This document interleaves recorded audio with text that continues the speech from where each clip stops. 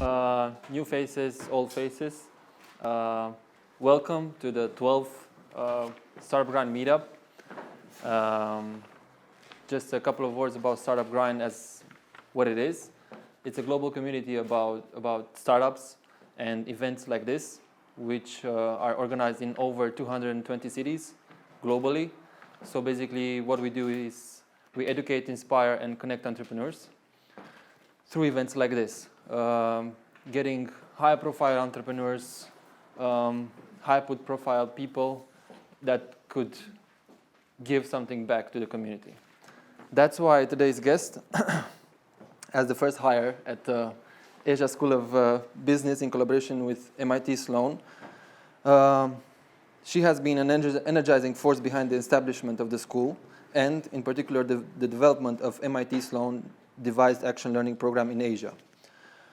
I will not give all the details which I have written here, but because you will anyway find it along the way within the interview.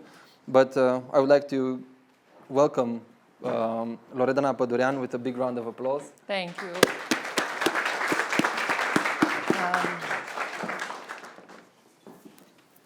Hi.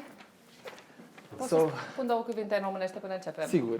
În primul rând, mulțumesc foarte tare că sunt aici. Cred că nu este o audiență mai intimidantă decât să vii acasă, în țara ta, și să vorbești o altă limbă decât limba ta. Și în al doilea rând, asta nu este o nouă tehnologie de comunicare. Am avut o problemă medicală astăzi, nu sunt contagioasă, este doar un test medical. Dar la un moment dat, dacă vedeți că leșin, lăsați-mă acolo că îmi revin. Glumesc. Mulțumesc foarte mult. That's it. Okay, we can switch back to English. Okay. Okay, so we usually kick it off with a really simple question and going way back into the guest's past. And that would be, who are you and how was your, I mean, what did you do in childhood? What were your hobbies? How did you got to study what you studied? Wow. We only have an hour, right? Yeah. So my name is Loredana. I was born in Șimleu Silvanie, which is a very small town in Sălaj. I have a brother. My parents are both still alive and doing very well, thank you. And as a child, I did everything but being serious about having a career. For example, one of the best things that I did was babysit this beautiful girl over here. So I think what I was always passionate about, I was passionate about people. And maybe that's the reason why I am where I am today, but I think I was always very passionate about people. Yeah. Tell us a couple of words about your parents. Like, did they give back to you something? Like, did they inspire you by doing this with the passion for the people? No, absolutely not. I don't think that's the case. My mother, she was a very hardworking woman who all her life had one job, and she kept her job for the entire life. So growing up later on, by the time I had my 18th profession, she started freaking out because she only had one job in her entire life, and I couldn't keep one for the life of me. My father, he's a regular guy. He tried to become an entrepreneur after the revolution. My brother's an entrepreneur, but I think we are entrepreneurs because we can't fit a system, not because we have this, secret to entrepreneurship. I think we're just slightly rebellious. But yeah. Yeah. One thing they did, though, was they installed a very strong perspective on rigor and studying. So my only job as a child was to study and then study some more. And when I graduated first in my class, my mother said, this is not impressive enough. When I graduated first in my school, that was not impressive enough. When I graduated first in the country, she said, but Romania is a small country. So I guess I have a very competitive nature because all my life I heard her in the back of my head saying, this is not that impressive. So it's not a big deal. Everything I did, it's not a big deal. What did you study? Well, I studied, when I went to kindergarten, I think I studied, Play-Doh? Later on, I went to a high school in Zalău, and I went to Liceu Pedagogic, which I think was probably the best education I ever had in my entire life, except for MIT. And then I went to study, I was the first class of Babeș-Bolyai European Studies Studiu Europene, which was a utopia. It was a great idea that at some point Romania is going to be part of European Union, and this is going to be a program that is going to educate European unionizers. It was not the case when I graduated, but yeah, I spent 4 years in Cluj studying European studies at Babeș-Bolyai. How did it happen that you left Romania? What was the... I didn't want to leave Romania. I actually, I had a lot of friends who left Romania, like this one over here. Anca and I, we worked together as kindergarten teachers, believe it or not. That was one of my first jobs, and there's a reason why I don't have children, I think because I've seen too many children of other people, including you. But I didn't want to leave Romania. After I graduated from college, I thought, oh, there are so many things that I can do here, and then I started my first business. Okay. And after I failed, I realized that I only know nothing. I'm really, really good at being very arrogant, like most people are in their 25-year-old, self-egos. And I realized I actually don't know anything about business. I don't have an education. Yeah, I was here. So at that point, I realized I have to leave. I have to get a better education. I didn't say I have to leave. So that was my first sort of thought. Yeah. The reason why. So you left Romania where, and was it for education? Yeah, only? so I left in 2004 after I had my first, I don't know if it was a failed startup. Does it count that it was very successful because we had a lot of fun, but we didn't make any money? I think that's successful. I mean, right? I had a lot of fun. What I did, can I say that in public? Yeah. Of course I can say that in public. I can say whatever I want now. This is the secret of success, right? You can go back and make fun of yourself and say, oh my God, I can't believe I did that. So for a while, I was volunteering in a local television network. I don't remember the name. It was Cluj Network Television, something like that. I had the first fashion police show in the world. I used to walk on the streets with a camera guy and arrest people for bad taste and give them a makeover. And funny enough, nobody punched me in the face for all these years doing that. But I somehow became a little bit known in some social circles, and a lot of people ask me, do you know anybody who's very good in front of a camera? Do you know anybody who's good at promoting stuff? Do you know anybody who's good at doing what? So I started my first business, and I had a lot of fun because 5 nights a week we would party and call that work. And I have another partner in crime, which is over there, and she used to party with me a lot, Carmen, right? In the name of work. It was in the name of work. But we had a couple of nice clients. We had Cosmopolitan, we had Drambuie, we had Playboy as a client, so that was not bad. But we didn't make any money because I didn't know anything about business. And everybody thinks it's enough to have an idea and to have passion and things will fall. Yeah. It didn't work for me. So after I failed, financially speaking, I decided to leave and try to find an education that would give me what I was missing. And this was the time when there was a major flood of Romanians going abroad. And there were a few countries that were not too happy to have so many of us. So I tried to avoid those countries, and I ended up in Switzerland. So I was the founding class of a new university, a master in economics and communication, with a focus in international tourism. So I spent 2 years doing my first degree there. Okay. And so how did you end up into your second business, or what's your startup second business, evolution? Yeah.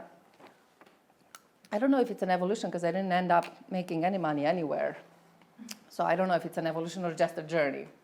While I was in Switzerland, because I was, again, the founding class, there's something to be said about the fact that I was always a founding class. I think there's some major issues with my personality that it's naturally attracted to dangerous situations, to the unknown, to something that it's not, set.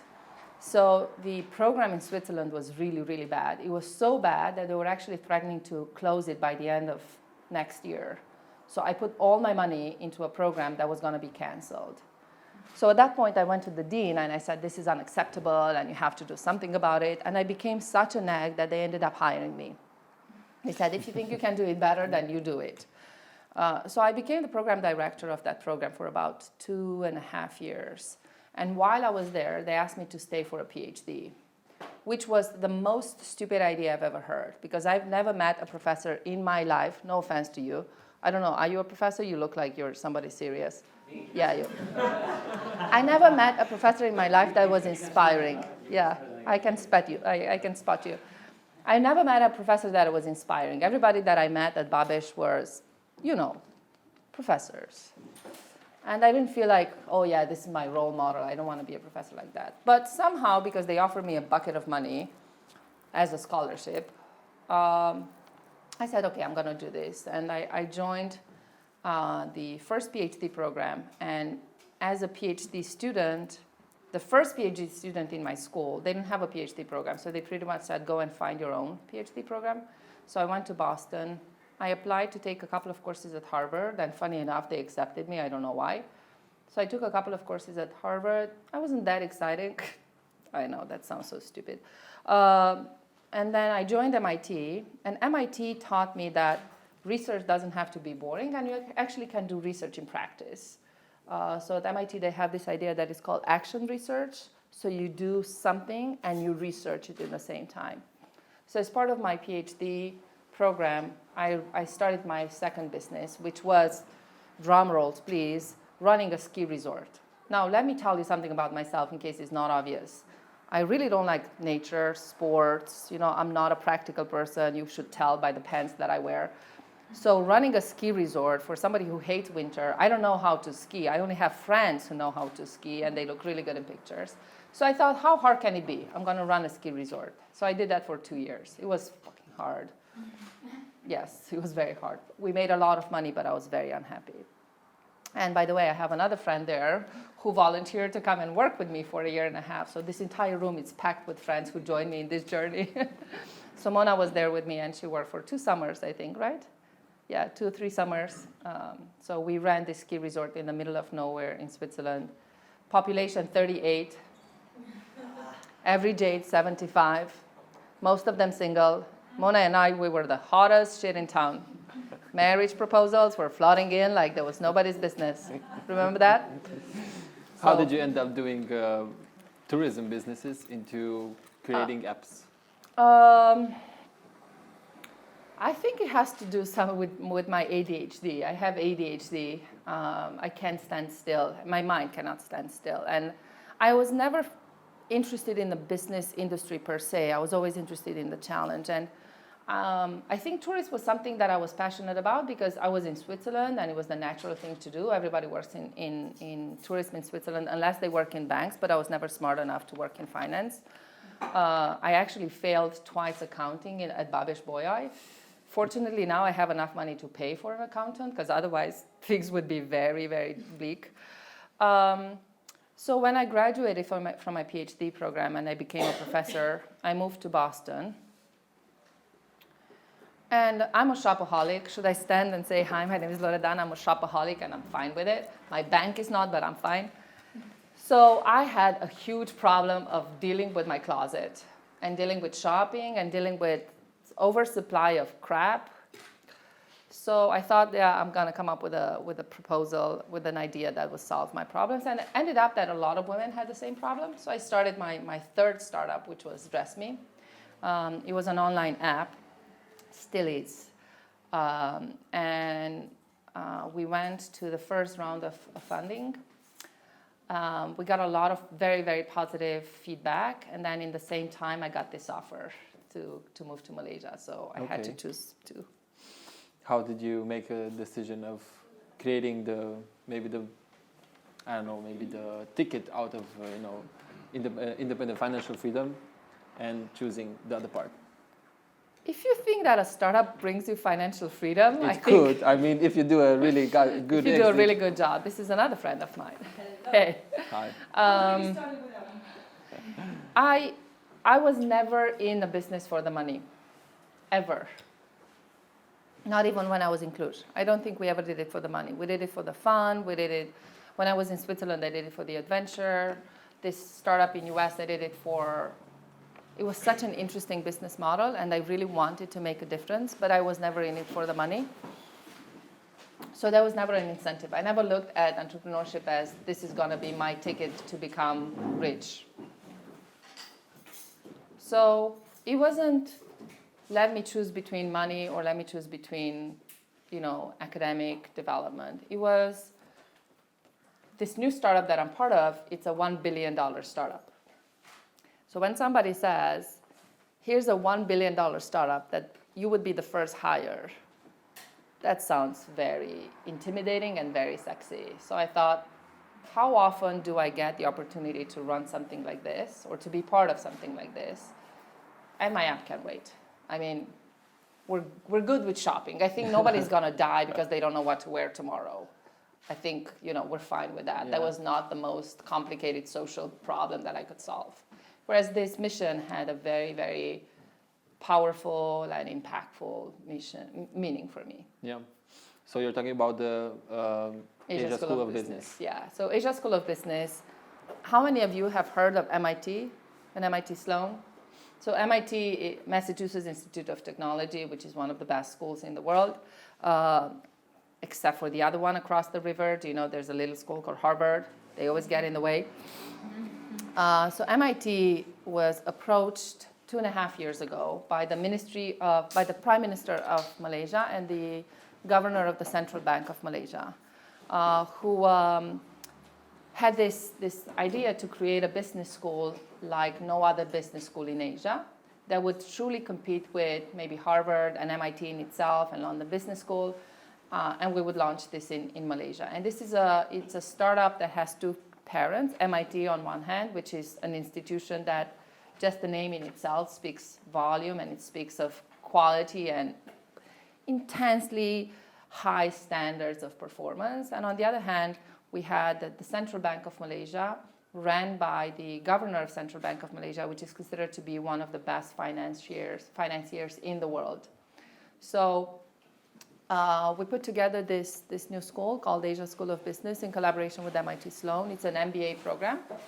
I'm part of the founding class. And this year we had our first batch of students. We have 47 international students from 12 countries.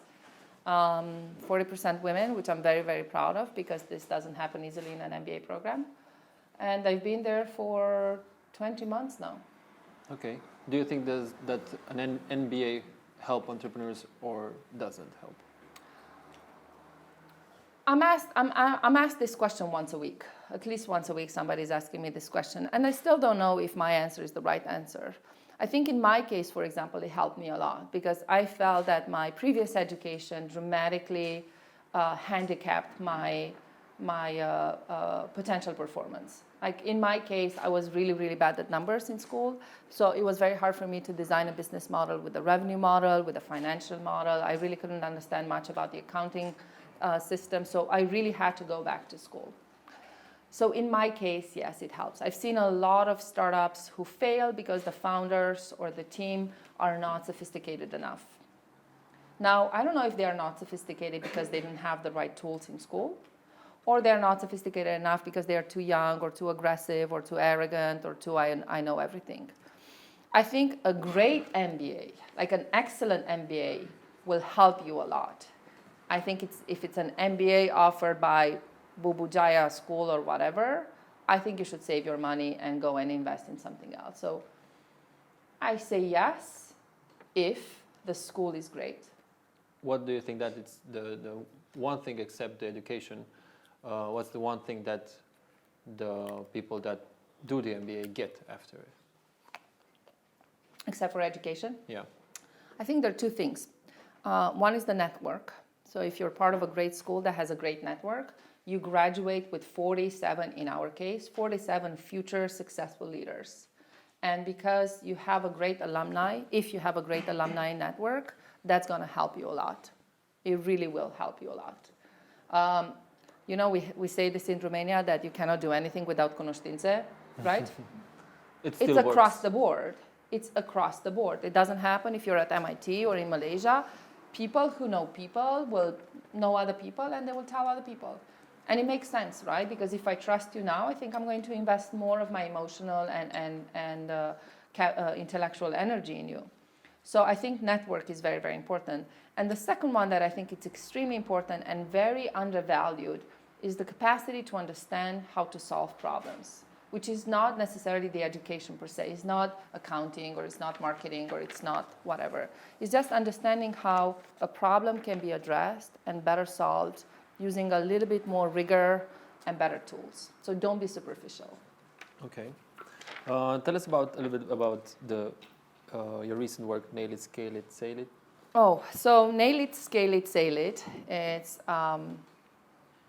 It's a project that my dean and I started about 4 years ago. And actually, the idea came from where I was, it came from Switzerland, where I was working in this ski resort. And my colleague, he's a professor of operations at MIT. And he kept saying, when he came to advise me on my business and on my thesis, he kept saying that I need to have better processes in place in my startup. That every company, a big company, has to have very, very solid processes. And I said, well, maybe a process really works in a bigger company, in a scale-up. But I don't think they perfectly work in a very early startup, because I don't know what the right process is. How could I know what the right process is when I'm doing something for the first time?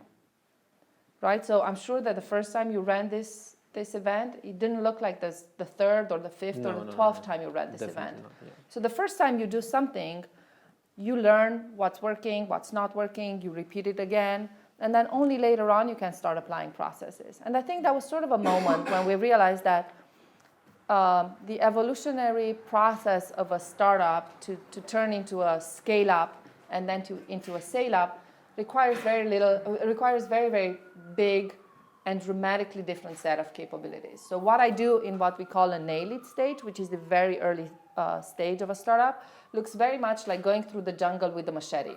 You know, like going through the jungle? So you go through the jungle with a machete. It doesn't look very sophisticated. It's hard. It requires a lot of effort. It's not something that gives you a lot of clarity. So this is what I think an early stage startup looks like. Whereas a scale-up, which is a second stage startup, looks a little bit more like, if you want, hiking a mountain. So you have some clarity, not a lot of clarity, but you have some clarity. You even might have a map. Somebody's been there before. You're not the first one to start this process. You have a little bit more tools. You might have a backpack. You might have a couple of sticks to help you through the process. And one thing that you see that you don't see in the jungle, you see the horizon. Right? In a jungle, the only thing you see is as far as your machete allows you. I know because I've been in a jungle in name of research about 2 weeks ago. It was scary. I don't want to do it again. They have a lot of scary stuff in the jungle. Whereas going hiking, you see the horizon, you see that it's far, but it gives you hope, right? You see, oh, this is where I want to go, and this is where I'm going to get. And the last stage is what we call sail-up. So think of it as now you're bigger, you're sailing in the ocean, you have this big boat. And the great thing about sailing in the ocean is that now you see a 360 horizon. So these are the very big companies that the most important thing they need to do is maintain and grow that sustainable growth, right? So Nail It, Scale It, Sail It, it's a framework that we're proposing to entrepreneurs through various stages of evolution. So early stage entrepreneurs, second stage entrepreneurs, very well established entrepreneurs, to think about the evolutionary process of their company in accordance to some frameworks that we provide. So it's a research process. It's a research project, but we applied it to many, many companies. One of our clients is Tesla. I'm sure you know it's the... What a small client. Electric company. When we approached them, they were not that big. You know, we wrote a case study about them 3 years ago, before I left for Malaysia. And so far, they fit the theory. I'm very happy with what Elon Musk is doing because he's fitting exactly my theory. So I'm very proud of him. Okay, so has ever crossed your mind the thought about writing a book about it? Yeah, so it's in the process, except that I have a job that doesn't give me any free time. So if anybody's looking for a part-time job, you know, I'm hiring a writer. Let me know. But yeah, it's a book. It's in the process. Okay. I've been saying that for 3 years now, so I'm embarrassed. And I'm saying that in front of camera, so it goes out there. Everybody knows. It's in the process. Since we're talking about startups and scaling up and running it as a full-time business, what do you think that are the most 3 important things that a startup needs at the beginning? Whatever. 3. I think you need clarity. I think you need people and culture. And I think you need resilience. I came up with this for the first time, so give me 5 minutes, I might change my mind. But I'm saying clarity because I see a lot of startups who are very fuzzy about what they want to do. Right? Oh, I want to do this and I want to do that. I want to solve every problem. I want to address every market. One thing that I tell the companies that I work with, and I've been working with over more than 500 companies for the past year only, is you have to be laser focused in an early stage startup. Like if I think of successful startups, which are scale-ups now, they've been extremely focused in the beginning. I knew who their client was. I knew who their product is. They were not solving everybody's problem, but they were solving one problem at the time really, really well. So I think focus and clarity is very important. Secondly, I think people and culture. A lot of you are very young. You do not remember probably communists, but there was this bad guy called Stalin. Have you heard of Stalin in history?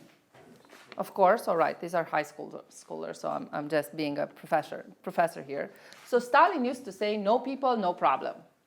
Now that's a little bit extreme, right? That turns the world into an empty desert, but there's nothing more difficult in life than working with people, and we glorify it, and we talk about the value of diversity and how rich it is to bring diversity in a team and how wonderful it is to bring people together. You know what? You make our life a living hell, because diversity also comes with a lot of complexity, and what I like, you don't like, and then we have to negotiate that, right? So I think that's why we establish cultures, because cultures, in a way, remove that uncertainty, removes a lot of that, what we call uniqueness, and they create an environment where everybody is expected to behave this way. So I think people and culture is probably just as important. And the third one is resilience. I'm very proud of myself for remembering the third one. It took me a second. Resilience, I think it's because it's very hard to maintain that enthusiasm and drive. It's so easy to say, I cannot do this anymore. This is too hard. I'm done. People are horrible. My supplier is not ever in time or whatever. So you have to be really resilient. If you believe in your mission, if you believe in your people, you have to be resilient. I think that helps. Okay. So you have been in Malaysia and Kuala Lumpur for the past 3 years? If I got it? 20 months. 21, but who's counting? Okay. And like taking a look back, you have been to so many places, globally speaking. Could you please tell us like the differences from the startup ecosystem point of view from where you have been until now? So I worked in startups in India as well. I was a professor in India for 5 winters, and I worked with a lot of startups and scale-ups as well, and scale-ups. So I worked in India, I worked in Switzerland, I worked in Italy, in US, in Romania a little bit. Romania is the country that I know the least about, which is very funny. Malaysia now. And everywhere I go, if I talk to an entrepreneur, they would tell me, you don't know what it's like. In our case, it's very different. And you know what's funny? It's not. It's actually not very different. They have exactly the same problem. The problems are people all the time, everywhere. The Swiss complain about people just the same way as Americans complain about people, and Indians, oh my God, don't get them started. I think what's very different, though, if I think about the 3 components that I described before, I think culture is very, very different. And the culture, Peter Drucker used to say that culture eats strategy for breakfast, right? You can have a great strategy, but if you don't have the right culture to support that strategy, nothing is going to get done. So Malaysia has a very interesting culture. India had a very, very challenging culture. Italy, I think we all know what type of culture they have. It's a very, very different culture than the American culture. The American startup culture is extremely driven, but the American culture is very driven. It's all about work. I am what I do. So if you ask an American, if you want to know about an American something, you ask them what they do. This is how they define themselves. So the American startup culture is very much driven by those values. In Malaysia, it's a younger country in terms of the startup and entrepreneurial ecosystem. And it's also, the entrepreneurial environment is dominated by very big family-owned businesses that own maybe a third of, the GDP. Yeah. So on one hand, it's dominated by these big entrepreneurial players. But now you see some mushroomings of startups. And I see the same, like I said, I see the same resilience. I see the same enthusiasm. I do see some presence of this culture that it's a little bit more traditional, maybe a little bit more driven by regulatory systems and policies. It's a little bit more bureaucratic. What would be the biggest business opportunity now in Malaysia? Oh, to join my MBA program. Of course. I think Malaysia, like a lot of the countries in Southeast Asia, they lack sophisticated talent. So if you ask anybody in any of the ministries, so I deal a lot with very high-level politicians in Malaysia, and when I ask them what keeps you up at night, they say the lack of talent or lack of access to talent. So I think any job that would bring, or any company that would bring back to the country highly sophisticated talent, that would be a great opportunity. So I think manufacturing in third world countries, Malaysia is not a third world country, but anyway, I think that's a thing of the past. I think outsourcing to go to Southeast Asia or to China for manufacturing, I think that's a thing of the past. I think that's a business that it's passé. I think, like I said, intelligent businesses that would attract talent to come back in the country, I think that would be an amazing opportunity. I would invest in that. Okay, that's interesting. So, for example, business model platforms like Uber or Airbnb or the company that you're trying to set up yourself, these platforms bring together a very interesting combination of talent. And I think that's a business it's not even the business of the future, it's the business of today. So I think any kind of platformization business model, it's an interesting business. Yeah. I'm going to switch it a little bit. Okay. And I'm going to ask you, what's the best piece of advice you ever got until now? I don't think I got it yet. Because obviously I'm not doing something right.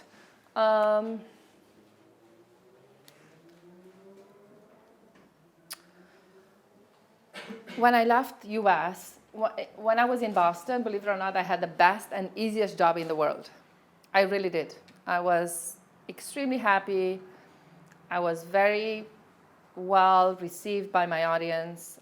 It was a very easy job, extremely easy, fun. I had a lot of time for shopping. And when I left, I told my boss, my previous boss, which was a very good friend of mine, I said, I'm really concerned. This job is a really big job. Nobody has done it before. I don't know how to prepare myself. And she said, oh, Loredana, the job is easy. The people are not. Just learn how to deal with that. And I think the best piece of advice I got was the people are not easy. Learn how to deal with that. And I'm trying to do that every day. But boy, we are not easy at all. So that's what's the best piece of advice that you gave to somebody? Same advice. Yeah. That's the same advice I gave even before my boss told me. So learn how to deal with people, and everything else I think falls into place. And this comes from somebody who's really, really bad at that. And I always tell people I don't like people. No offense, but I don't like you that very much.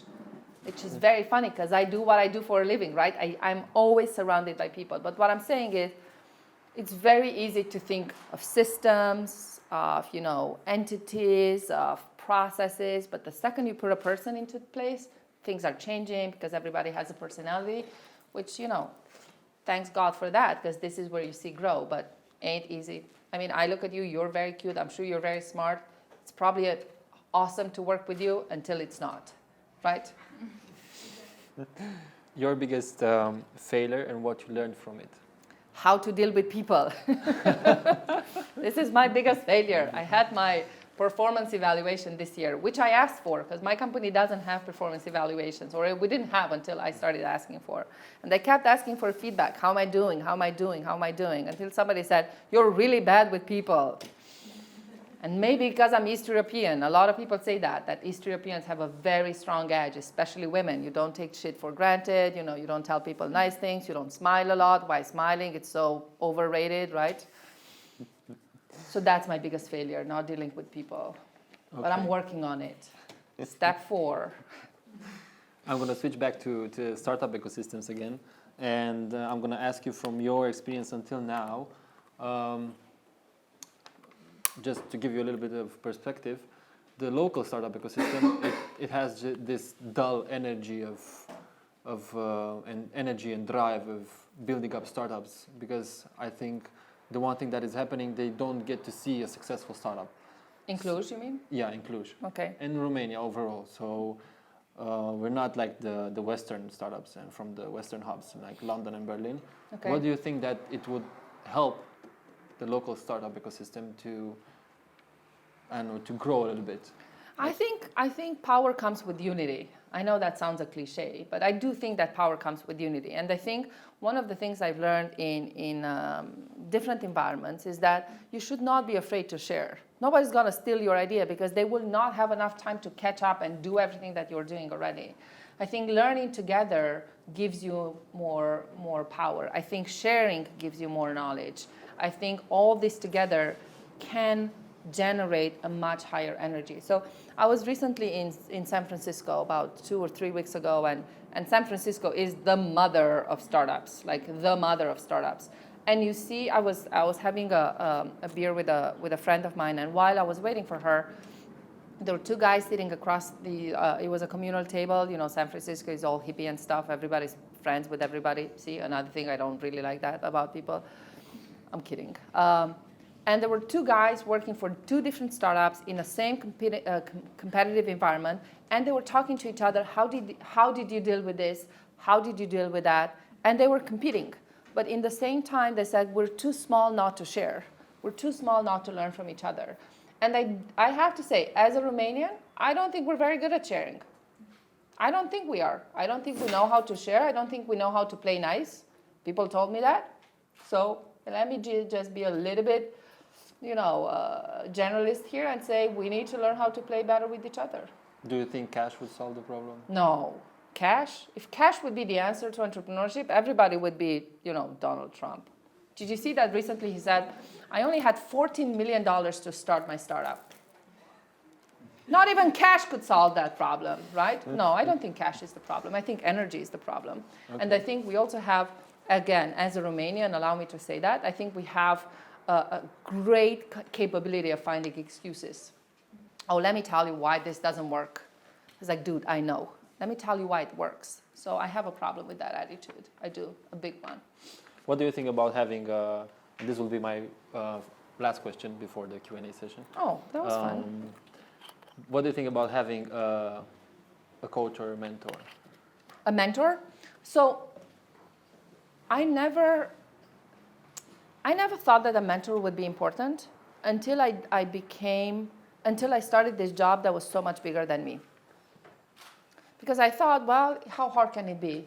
And most of the times when I did something in my life, they were big enough but also small enough for me to learn how to do it without a mentor, or at least with a formal one. Now, since I moved to Malaysia, I realized that I don't know how to do half of the things that I'm asked to do, which is fine. I can learn how to do that, but I don't know how to be a leader, right? Leadership is something very, very important. And this is the first time when I asked for a mentor. But it's very hard to go and ask for a mentor. It's like, hey, can you be my mentor? And my boss kept saying, well, I can be your mentor. And for a very long time, I said, okay, but I struggled with that because I realized that he's the opposite of who I am. He's nice and kind and considerate, and he likes people. What am I doing, right? So I was trying so hard to look up to him and be more like him. Until one day, I had lunch with the CEO of Citibank. Citibank, I think we have Citi here. Yeah. And this guy, when I met him, I knew him before, but not very well. When I met him, I was like, dude, you're me. I sort of saw myself in him. He had the same edge, a little bit more aggressive energy. He was very, very assertive and very confident. And I said, well, I think I can learn from you. I think you can be my mentor because I can learn a lot from my boss, but my boss, it's way too different than I am. So I actually believe a lot in mentors, but I believe in the right mentor, because if you don't have the right mentor, you can actually get really off track. Yeah. Okay. That's a really cool insight and really helpful. Before our Q&A session, our local partner, Telenav, will offer to the best question, which Loredana will decide, a book. So don't hold your questions. Feel free to This is the book. Feel free to ask anything. This is your moment. Yeah, I went through. There's no references to Donald Trump. So I think it's a very good book in that case. I haven't read it myself, but... I have a question. Yes. So, Tell me your name. Tomorrow, my name is Madalena. Madalena, nice to meet you. Nice to meet you too. So, tomorrow I give you $10 million. You have to invest them in Romania. What do you do? Invest them in Romania? Yes. Do I have to? This is what I would do. I would launch a startup competition. I would have a 48-hour Maker Fest. So a startup competition, the best startup, the best idea, the best leader, and the best team can get $10 million. But I would launch a competition. Then I would launch, do you know what a 48-hour Maker Fest is? So 48-hour Maker Fest is, you see this a lot in entrepreneurial setups. People get 48 hours and very few tools to build something that resembles to what they want to sell. Even if it's a platform, it doesn't have to be a product per se. So at the end of this 48-hour Maker Fest, you can actually have a prototype of the product or the service or the culture that you want to build. And I would have a jury with me, and I would invest in probably the first 3 startups. That's what I would do. I have another question. Yes, ma'am. And this is something personal. How do you deal with working with men? You're a lady. So, yeah, I am a lady. That's debatable. I'm a woman, but my mom says that I will never be a lady. What does she know? So, I don't know if you know much about Switzerland in terms of equal rights. If I ask you, you would say that probably is one of the most developed and socially advanced countries in the world. Did you know that women got the right to vote in Switzerland in 1992? The last canton to allow women to vote in Switzerland, yes, 1992, right? 92. It was the canton of Appenzeller, which was actually forced by the state, the federation, to allow women to vote. Also, only about, from my recent research, only about 40% of the women in Switzerland work, and most of them don't work full time. So I thought when I went to Switzerland that, this is going to be the mecca of, social justice. And I got there and it was not. I was actually the only woman in my entire team. My school did not have a female professor for, I think, 9 years, 8 years. I don't know. I'm sorry if I'm making a mistake. I'm saying this to the camera, guys. But we didn't have women professors for a very long time. And when I worked in my hotel, I was the only woman for the entire process. Me and Mona, we were like running around like heads, chicks without heads. And most of the time, I was treated as, so I was designing this very sophisticated theoretical model called, destination governance. And in Italian, governance and governante. Governante means babysitter. For a long time, they thought I was the nanny. So I was like, no, dude, I'm not the nanny. I'm actually writing the book on governance. So that was very hard. I'm extremely, though, and you have 5 of my friends in this room to tell you, I'm not afraid to tell you exactly how I feel about your bullshit. And I did that. Now, were they happy about it? Probably not. I think this is one of the reasons why I didn't stay. In US, I didn't feel that a lot, except for the pay. That really, really, really pissed me off. Why do I have to make 78 cents to the dollar compared to the guy sitting next to me when we do exactly the same way? So that was a problem. And I was very actively complaining about it. Not complaining, but, asking for my rights. In Malaysia, it's even more interesting. So recently I was asked to, do you know Bob Geldorf? Is anybody old enough in this room to know who that guy is? He's a big, big rock star. He's the guy who started One Piece, right? You know that. You look a little bit like him. Have you been told that before? It must be the richness, huh? It must be the money. It must be the money. So Bob Geldof was invited to give a talk in Singapore and in Malaysia, and he's a humanitarian, he's a peace activist, and I was asked to moderate him. I was asked to moderate him because he has a really bad temper. Really bad temper. He's known to walk out of rooms, walk out of meetings, walk out of sessions. And my colleagues from the organizing committee said, we need somebody with big balls, and we thought that a woman could do it, right? So they asked me to moderate the session on women's rights with Bob Geldof. Now that's very funny because he was married, 3 times, and I don't think he has a great history with women equality. And one of the things he said in my interview with him, he said that I don't think women want it as hard as men. Yeah, I had exactly the same reaction, except that mine was very vocal as well.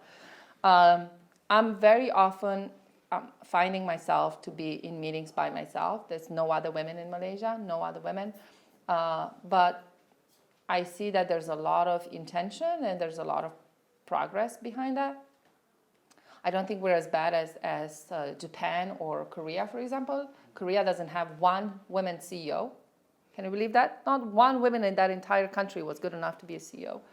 So the way I deal with it is being very unapologetic about it. So I actually use the woman card, to quote Donald Trump. Yeah, I use the woman card. I make myself stand out in a room. A lot of the times I walk in a room, I have an assistant who works for me. He's 65-year-old Indian man, and people think most of the time that he's the faculty and I'm his secretary. And I love the face they make when they realize, no, I'm the boss.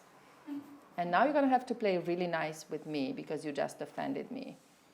So I'm not apologetic about it, and I'm very loud about it, but not loud in a complaining way, but loud in a, hey, I'm here. Look at me. My balls are just as big as yours. You really don't want me to take them out. Sorry to be so graphic, but did that answer your question, Madalena? Thank you. Very good questions. Sir? What are the mistakes you would avoid based on your experience and your mistakes that you would avoid doing if you would start a new startup now? A new startup now? Yeah. Can you tell me your name? Gabriel. Gabriel. Thank you, Gabriel, for that.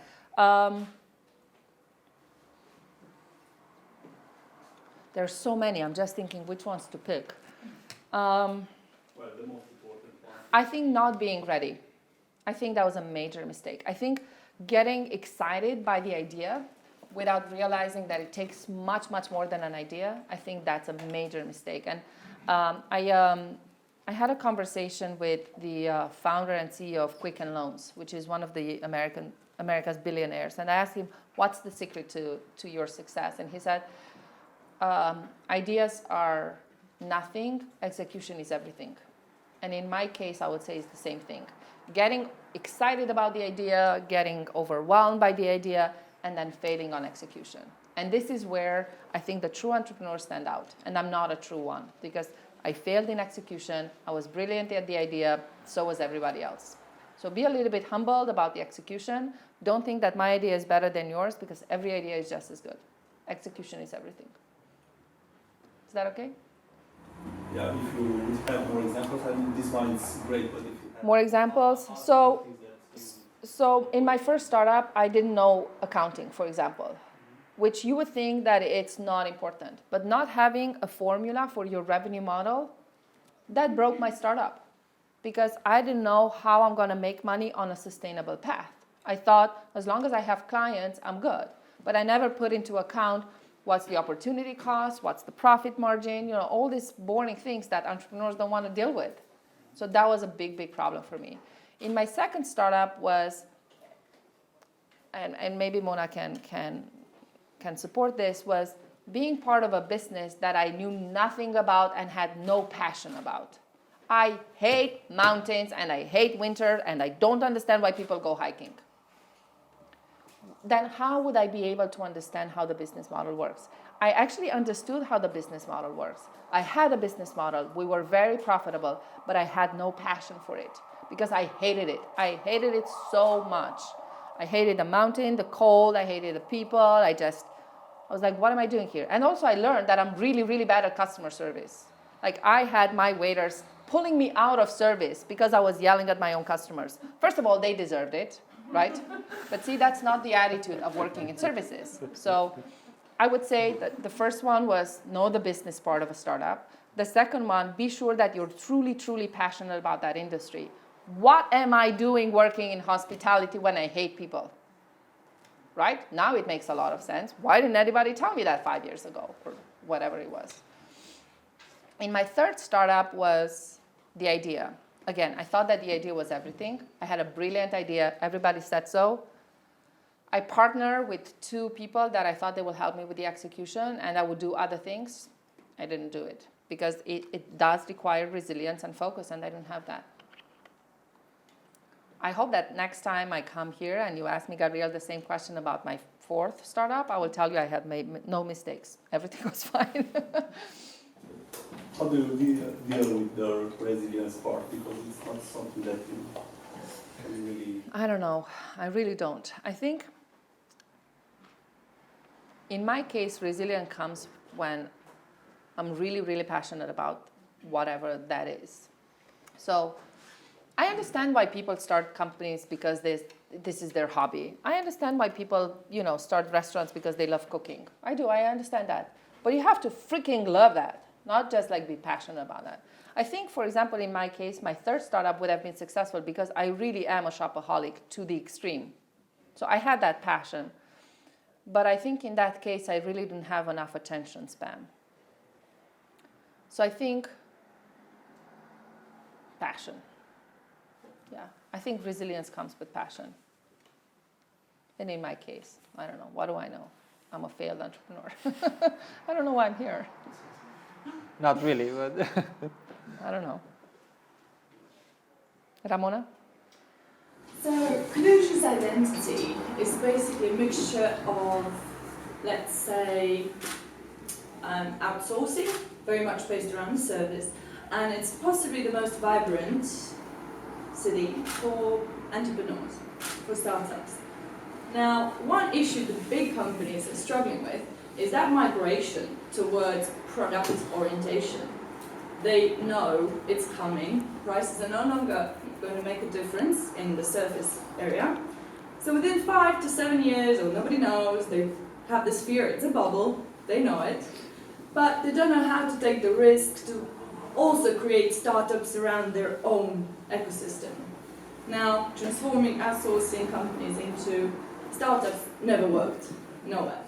At least I'm not aware of that. So, now you described the process as machete, going through the jungle. Many people say shooting in the dark, throwing darts at the board. Literally, I think the biggest issue for Cluj is brainstorming. Like, how do you choose from all sectors, from all competencies, from all products? How do you actually choose the products you're going to put in the world, make them global?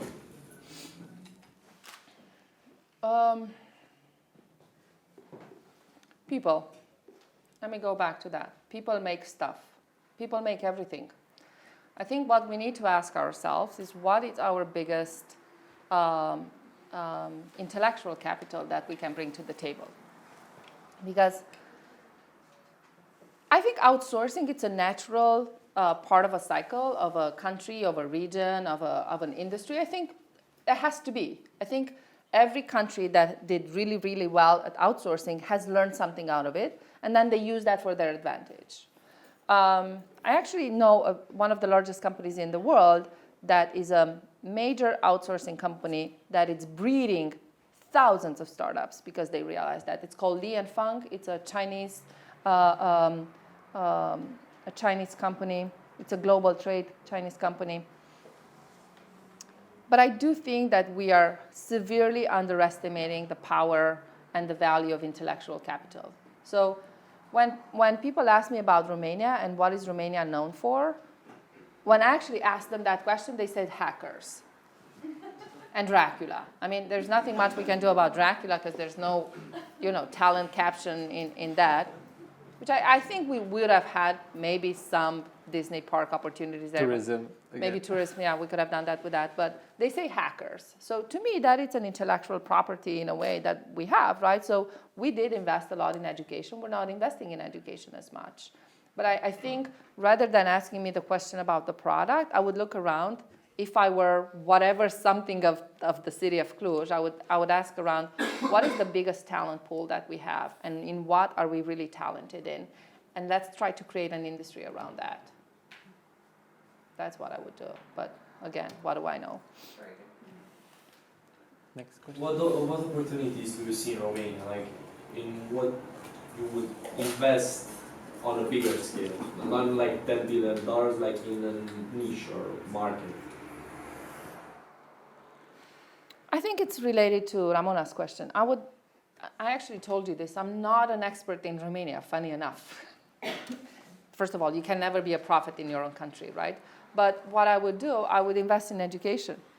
I know it sounds like cliche because I'm an educator, but I do think if I look at the past 2-3 generations, I think Romania lost tremendously in terms of intellectual capital.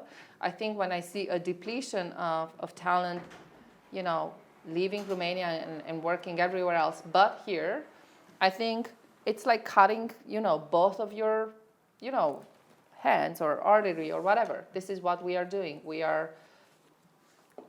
It's a self-sabotage. I think I would invest in education. And if I had $10 billion, I would start 10 schools. It takes $1 billion to start a school, but yeah, I would start 10 schools.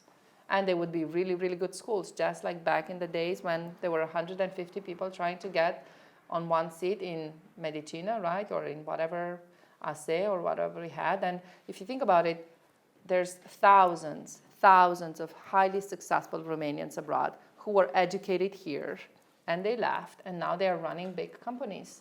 And that education had to do something with it. So I would invest in education. If you know anybody who has $10 billion, I'm on the market, like tomorrow. Thank you, Fido. Final 2 questions. Oh, that's it?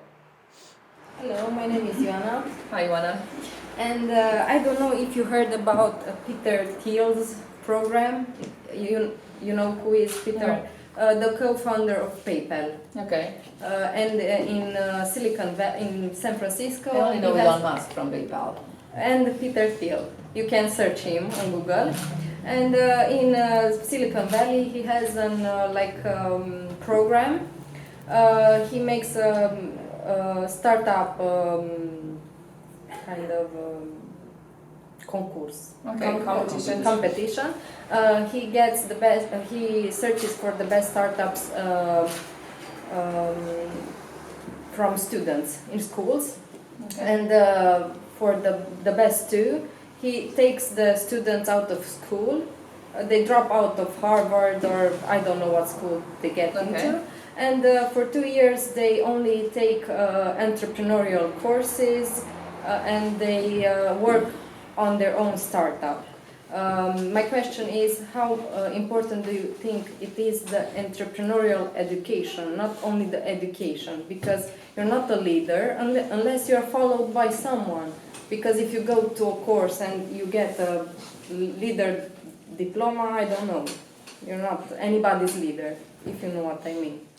Yeah, but also if you're followed by somebody, it doesn't mean you're a leader. Let me just say that Donald Trump is being followed by a lot of people. Let me just say that Stalin was followed by a lot of people, right? So just because you're followed by people, it doesn't mean you're a leader. The question was how important entrepreneurial courses are, or entrepreneurial education. So I want to share with you a great, brilliant idea that could easily be done in Cluj tomorrow. I work with a very, very well-known young institution in the United States. It's called Venture for America.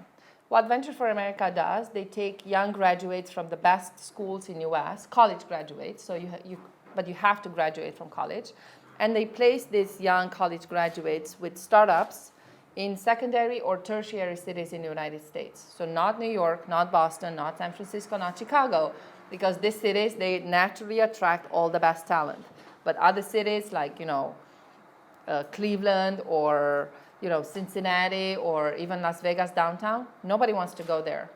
Or not the right talent want to go there. So what they do, they promise these young college graduates a full entrepreneurial education by getting them exposed and getting them work for 2 years with the startups in the secondary and tertiary cities who are depleted of talent. So I think that entrepreneurial education, and the word is education, is very important, because in this case, probably in the case of PayPal, it's actually a very well-designed process where you learn leadership, where you learn finance, where you learn management of people, where you learn management of organizations. So I think as long as it's an education, it's not observation, I think that's very important. But a lot of the times what I see, it's people pretending to be educated in startups. Oh, I've seen a guy doing it, I know how to do it. I've seen my family doing it, I know how to do it. I don't think unless you've done it, you know how to do it. So I think it's critical, but it has to be education. Okay. So what do you think that could be the best qualities of a manager? Can you name 3 qualities that a manager should have? A manager or a leader? A manager, then I would ask you about a leader. So manager, I think he needs 2 things. One, it's people skills, and the other one is focus. I think as a manager, you need to understand what is the focus of your job. That's why I asked if it's a leader or a manager. So what is my objective? What am I trying to achieve? What am I trying to do? And then you have to have people skills, because as a manager, you actually have to have people do stuff for you. And again, at the end of the day, not everybody can be Stalin, or that we don't want to be one, right? So I think focus and people skills. So is it different, a manager for a leader from a leader? Oh, absolutely. What do you think that's the biggest difference? So I think it's similar to what Ioana said, is a leader has the capacity to get people to follow him, right? So you have to inspire somebody, you have to communicate that passion, so somebody believes enough in your whatever crap you're selling, so they said, yeah, I'm gonna join this, adventure with you. I think there are very different types of leaders. I think some leaders are energetic. For example, people talk about me as an energetic leader, but if I think of my boss, he's a very, he's sort of a very counseling leader, right? He's an advising leader. So they're very, very different type of leaders. But I think the capacity to inspire people, I think that's the most important. To do good, let me just say that, because we also had Hitler, who was very inspiring. And again, let me just say Donald Trump. Do you have enough friends in the United States to call them and ask them to go and vote? Because we have another one, So yeah, capacity to inspire people to do good. Hi, my name is Melanie. Mixing 2 topics from tonight, education and gender gap. You said there is a gender issue in Malaysia with women in leadership, and I believe there is an issue in Romania as well. And I think there's an issue in the world. In the world, exactly.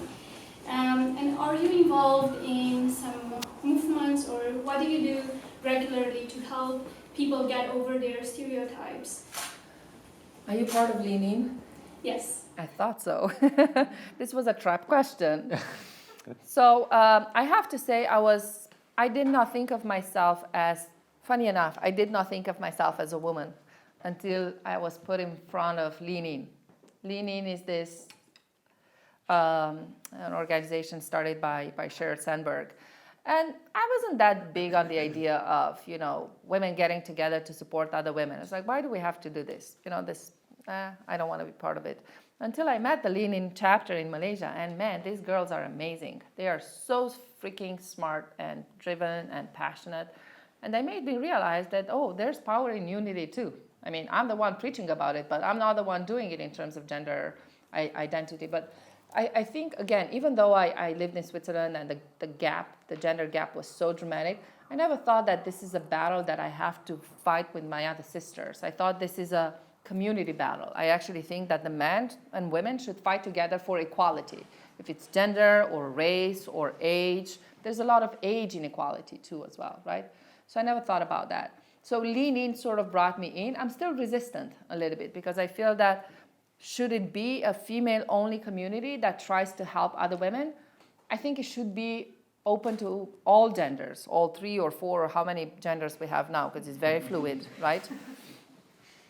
But I do admire a lot what Sheryl Sandberg managed to do, which is give women the language, language and narrative, right? So now we're leaning in. Again, that word, I'm not sold on it, but I love the women in leaning. And for that, I'm going to forgive the fact that we have to lean in instead of lead in. And I'm going to join it. So congratulations for being part of Lean In. I think you're awesome. I think Sheryl Sandberg is probably the least awesome of all the women that I met in Lean In. But she's great because she found you guys. Thank you for answering that so well. Hi, I'm Final Adela. question. Thank you, Anna. If you could be anything other than an entrepreneur, what Oh, would it be? I'm not an entrepreneur. Let me just say that. I'm a professor, and I would not be anything else but a professor. If I was something else, I would probably be an actress because it's very, very similar. It's actually the same kind of skills that it requires. If you want to be a great professor, you're a performer, so you have to put on a show. And before I go on stage, I put on I prep myself. There's a whole, you should come to my class. I'm really good. I really am. This is me on medication. But I think I would be a performer, some sort of performer, like maybe stand-up comedy or an actress or something like that. Something, again, to tell people what to do, not to work with people, you know. I don't know if you noticed there's some theme here. Thank you guys very much for coming. I hope tonight was a really big added education for you. And you got really inspired and a lot of insights from the talks and from the presentations. Thank you, Loredana, once again for my invitation and for coming here. Feel free to give the book. It was a question that generated a lot of my interest, so I think I'm going to give the book to... Yes, thank you, Madalena. That was a great question. Thank you very much.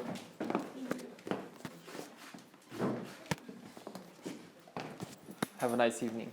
Thank you. Thank you, everybody. Oh, one more thing. I would like to thank to my team, Raul and Maya. They're outside, so Raul and Maya, bigger round of applause for Raul and Maya.